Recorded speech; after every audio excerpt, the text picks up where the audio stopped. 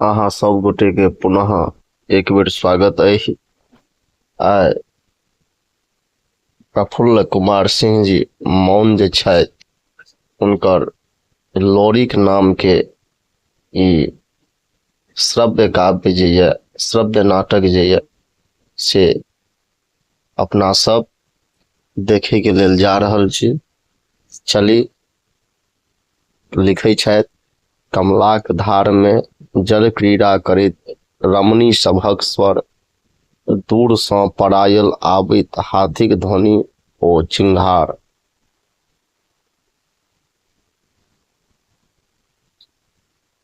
नारीश्वर पानी के हिलोड़ैत हफसैत मांजरी दाय भागि पड़ो उधरा पमारक दैता हाथी आबि रहल छैक। कहै छथिन पानी के हिलोड़ैत हफसैत, पानी के हिलोड़ैत और हफसैत जे छै मांजरी दाय कहै छथिन भागि पड़ो उधरा पमारक दैता हाथी आबि रहल छै। नहीं जानी आइ ओही दुष्ट कामिक चांगुर में के फसत नहीं फसत ई हम नहीं जानै छी। हाथी के घंटा ध्वनि क्रमशः लग आबि कऽ थमही जाइत छै। हाथी के घंटा ध्वनि जे छै, घंटा के जे आवाज छै, क्रमशः लग में आबि के थम जाइ छै। उधरा पमार कहै छै जे सेनापति चंड नाम के जे सेनापति छै से अट्टहास करैत कमला के धार में आए छही माछक जना अमार लागि गेल छै। कमला के धार में जेना आए छही माछ है जे कि बड़ा प्रसिद्ध है छै, तो ई माछ के जेना अमार मतलब बहुत माछ आबि गेल छै तेना लग रहलै, अंबार लग रहल। धार में किलोल करैत किशोरी कन्या सबके कनेक फराक कैल जाय। धार में किलोल करैत जे किशोरी कन्या सब छथि तिनका फराक कैल जाय। हाँ हाँ, वही दिव्य कुमारी कन्या मांजरी पर विशेष नजर राखल जाय और इस सब में कुमारी कन्या जे ये एमे जे दिव्य नामक कुमारी कन्या है ओकरा पर बेसी नजर राखल जाय। केओ अपहरण नहीं कऽ लैक, केओ चुपे बियाही नहीं लैक दिव्य मांजरी उसांस लैत स्वगत हा भगवती। कहै छथिन ई शब्द मांजरी। उधरा पमार कहै छै सेनापति चंड ओही दोसर हाजक सध्या स्नाता हंसवती के हाथीक हौदा पर लाओल जाय अट्टहास हंस रहल छै। हाथी के जइबाक वापसी घंटा ध्वनि मांजरी आश्चर्य के साथ और गंभीर मुद्रा में अपहरण हंसवती के अपहरण हा भगवती कहिया एही दुष्ट पापी नीच उधरा पमार सो एही भूभागक अबला लोकनि के त्राण भेटतनि, छुटकारा भेटतनि से कहै छथिन। पमारक वध कोना होयत, पमार के मृत्यु केना हेतै, केना हिनकर वध हेतै। एतेक दिन से हम अहाँ के पीढ़ी नीप रहल छी, हे मैया एतेक दिन से हम अहाँ के नीप रहल छी पीढ़ी के, कोनो वरदान नहीं मंगलहुँ, कोनो अहाँ से विशेष किछु नहीं मंगलहुँ। जँ हमर सतीत्व अक्षुण्ण अछि और अहाँ हमरा पर प्रसन्न छी तो हमर विवाह जे छै से अहाँ के हमर विवाह कोनो एहन वीर सँ हो जाए जे उधरा पमारक अंत कऽ सकै। प्रतिध्वनि जे उधरा पमारक अंत कऽ सकै। मंदिरक घंटी सब बाजऽ लगलै। अंतराल ध्वनि पुरुष स्वर अगौरा ग्रामक अपूर्व सुंदरी कन्या मांजरी हेतु एहन प्रचंड ओ युद्धावरक खोज भऽ रहल छै जे पमारक मान मर्दन को अपना अंक लगा सकती। आय सिलहटक अखाड़ा पर बल बुद्धि शौर्यक प्रयाण करैत लोरीक बाणक बीड़ा उठाक एहि विकट काज के स्वीकार कयलनि। आब अगोड़ा गामक जे लोरिकक भात खैलक से लोरिकक बरियात जायत।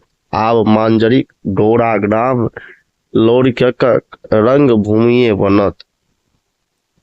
बियाहक हेतु उद्यत बरियातक प्रस्थान।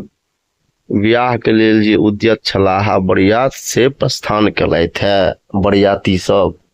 राजल मिता लोरिक कहै छै, हे मित्र लोरिक, आइ अहाँ अपना के सम्हार करू। एके दिन रंगभूमि ओ रणभूमि दुनू संगे टेकय पड़त। हास भेलैया। लोरिक पर विश्वास करू मिता। अभिनय ध्वनि बियाहक सहनाय मंत्रोच्चार सहनाय।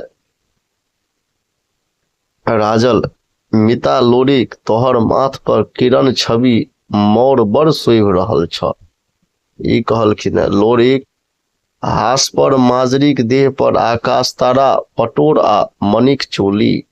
राजल हंसै छथि और कहै छथिन, भगवती एही जुगल जोड़ी के चिर सौभाग्य देथु। अंतराल ध्वनि रणवाद्यक बीच उफरैत संवाद। उधरा पमार लोरिक सावधान, के दुष्ट कामी पमार, अट्टहास हम अहींक प्रतीक्षा करैत छलहुं।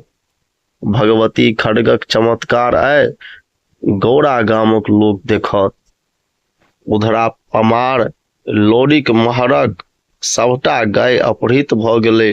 अट्टहास हंसि रहल छथि।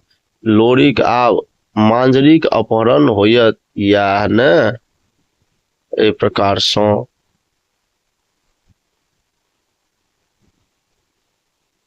आब एहि के आगाँ जे छै से देखे के लेल जाइ छी अपना सब। तऽ अपना सब जे छै से आगाँ में छै उधरा पमार कहै छै, फेर भगवान अहाँ के बलक संग बुद्धि सेहो देने छथि। लोरिक गरीज क पमार, आब बाग विलासक हेतु अवकाश नहीं सम्हारू। युद्ध ध्वनि मार काट। लोरिक अट्टहास, भगवती के देल खड्ग आय सार्थक भेल। मांजरी लिय मुंड के गुरकबैत दुराचारी। उधरा पमारक मुंड टंगबा दियो गामक चौबटिया पर आय। दिन से आब कोना अबलाक अपहरण नहीं होयत। मांजरी, हाँ भगवती। लोरिक, मांजरी आब चलू अगोड़ा गाम, बाट एखनो कंटकमय अछि। अखनो जे छै रास्ता से बहुत अहाँ के कंटकमय छै, ते दुआरे जे छै गाम चलू, मुदा हमर अपन खड्ग पर विश्वास अछि। भगवती के प्रणाम क प्रस्थान करू। समदौनक गीत संग ध्वनि बर्रे जतन सँ। अंतराल ध्वनि गाय गोरुक बथान। पैंजनिक ध्वनि क्रमशः लग आबि क हम जायछ। शिवधर चौकी अहाँ के एतेक राति के एहन निर्जन एकांत। गाय गोरुक बथान में अहाँ के शिवधरक एकांतवास में अहाँ के चनैन राजा सहदेवक बेटी और अहाँ के ब्याहता चनैन। शिवधर आश्चर्य के साथ चनैन व्याकुलता सँ और चनैन जे छै से दुखी भ के। चनैन कहू अपन कष्ट, अपन प्रयोजन कहू। चनैन, की अहाँ कहि सकैत छी जे कमलिनी सूर्य के पाबि किएक बिहुसैत छै। मोरनी मेघराजा के देखि कियाक नचैत छै। कोयली बसंत के पाबि किया कुहकैत छै। शिवधर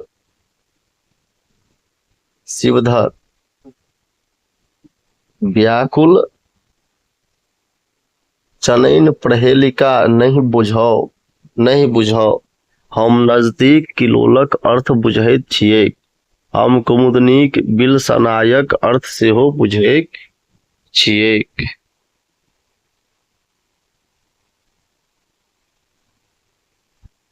चनैन शानप्रिया अहाँ भले ठमकल रहलहुँ, मुदा हमर वयस नहि ठमकल रहल, तखन हम अपेक्षित कियाक भेलहुँ। शिवधर जोर से श्वास छोड़ि के, हम विवश छी चनैन, नचार छी प्रिय। हाँ, हम अहाँके दाम्पत्य सुख देवा में असमर्थ छी।